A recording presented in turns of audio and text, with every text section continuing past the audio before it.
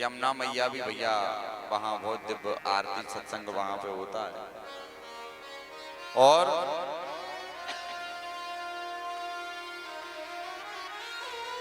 यमुना महारानी हो गई। और आपको मैं एक बात बता दूं, ब्रिज में कन्हैया के दर्शन पता है किसकी कृपा से होते हैं?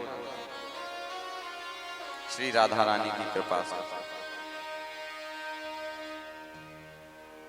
मैं आपको एक कथा बताऊं, बड़े ध्यान से सुनिएगा। ब्रिज के एक भक्त हुए जिनका नाम था कृष्णदास। जीवन में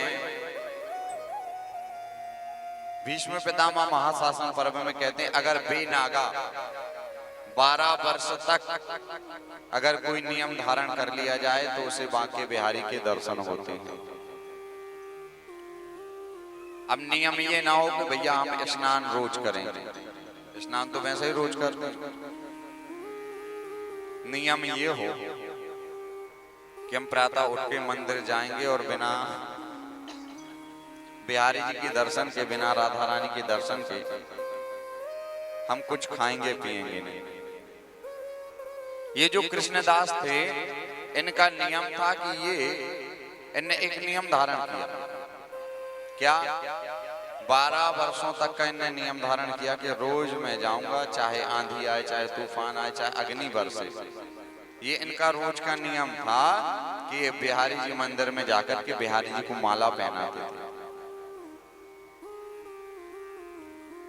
चाहे पानी बरसे, चाहे आग बरसे, कुछ हो, चाहे बुखार हो, तबीयत खराब हो, कुछ भी हो, लेकिन कृष्णदास जी का एक नियम था, ये रोज बिहारी जी को माला पहनाते थे। 1 वर्ष हुआ, 2 वर्ष हो गए, ये बोले कि प्रभु 2 वर्ष है गए, अब तो बस 10 वर्ष रह गए।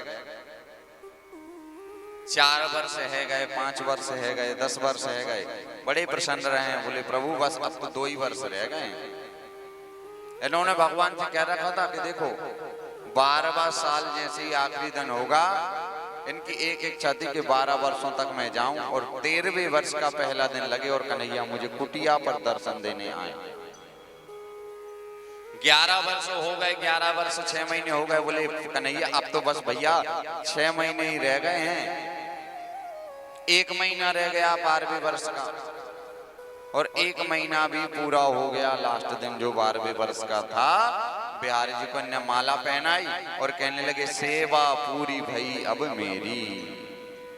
बोले कन्हैया मेरी सेवा तो जो है वो पूर्ण हो गई, अब देख भैया कल तू देरी मत करियो, मेरे कुटिया पे तू दर्शन दे, भी आ जाइयो भैया। गए अपनी कुटिया में, महाराज इत्रन से सजा दी माला, खूब अपनी कुटिया को इत्रन से छिड़काव कर दियो, खूब फूल बंगला बना दी कि आज बिहारी जी आएंगे, आज मेरो कन्हैया आए हुए। सुबह हुई, भगवान नहीं आए। बोले मंगला हो रही है कि होगी, इसलिए कन्हैया आ नहीं पाए हो। खूब भोग बना लिए, भोग जैसे ही बनाए दोपहर मध्याह्न हो गए। तुम मन को समझा रहे कि अभी तो गोसाई जो हैं वो भोग लगा रहे होंगे, मैया माखन मिश्री खिला रही होगी, या हमारे कन्हैया ना आए। जब गोसाई मंदिर की पट बंद कर देंगे तो चोरी छुपे कन्हैया मेरे पास आएगा। शाम हो गई, कन्हैया नहीं आए। तो फिर मन को समझाए कि बहुत भीड़ हो रही होगी, या हमारे कन्हैया भक्तों के बीच में फंस गए होगा, या हमारे ना आ पाए। रात हो गई, रात में भी भगवान नहीं आए। तो इनने फिर मन समझाया कि अच्छा रात्रि भोग का समय हो गया है, कन्हैया वहां मंदिर में फंस गए होगा, अभी शयन आरती है जाएगी, बाकी बाद में कन्हैया रात्रि में आवेगा। शयन आरती भी हो गई, कन्हैया नहीं आया।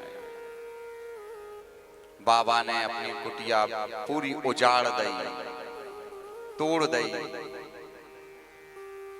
आंखों में आंसू, क्रोध नेत्र से ना लाल, क्या झूठे कन्हैया के ताई मैंने अपने 12 वर्ष खराब कर दिए। 12 वर्ष की कह के गयो लेकिन आयो नहीं। मैंने 12 वर्ष इसके इंतजार में खत्म कर दिए, खराब कर दिए। कृष्णदास बहुत रोए। पूरी कुटिया बाबा ने अपने उजाड़ दी।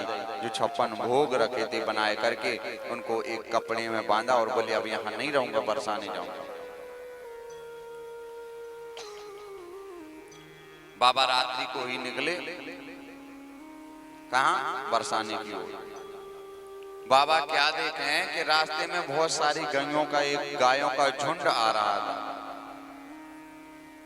तो बाबा एक जगह बैठ गए और बाबा क्या देखते कि एक छोटा सा बालक धोती पहने हैं, स्वाफा बांधे हैं, हाथ में लकड़ी लिए हैं और गौ चारण कर रहा है, गौ को ढील रहा है।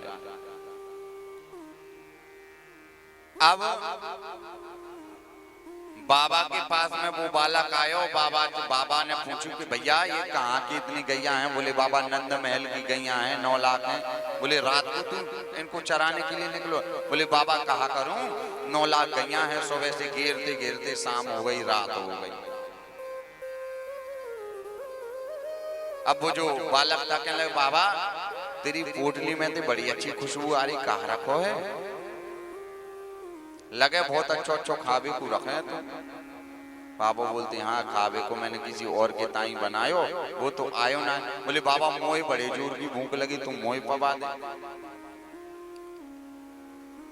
बाबा कहते हैं ठीक है, वो कन्हैया तो आयो ना है भैया, तू ही पाले।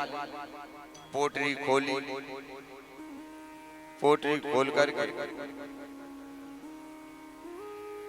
और एक निवाला बाबा पाए और ये बोला कि बाबा देख मेरे तो हाथ गंदे हैं, गौ चारण करने आए तो गोबर भरे हैं, तुम मोई खवा दे। बाबा कहते हैं ब्रज के सब एक ही जैसे हैं। वो वाने भी 12 वर्षों तक सेवा करवाई, अब तू मिला तो भैया तू भी सेवा करवा रहे हो। अब बाबा क्या करें कि एक निवाला खुद खाए, फिर हाथ धोएं और फिर दूसरा निवाला बापू पवाएं। बालक कहता बाबा कहा कर रहा है? बोले लाला देख हाथ झूठे हैं। बोले बाबा तुम वो अपने झूठे ही हाथ से पवाए। बाबा ने 2-3 बार तो पवाया तो बालक की आंखों में आंसू आ गए। आंखों में आंसू आए तो बाबा कहता है कि अरे भैया तुम काय क्यों रो रहे हो? क्या बात?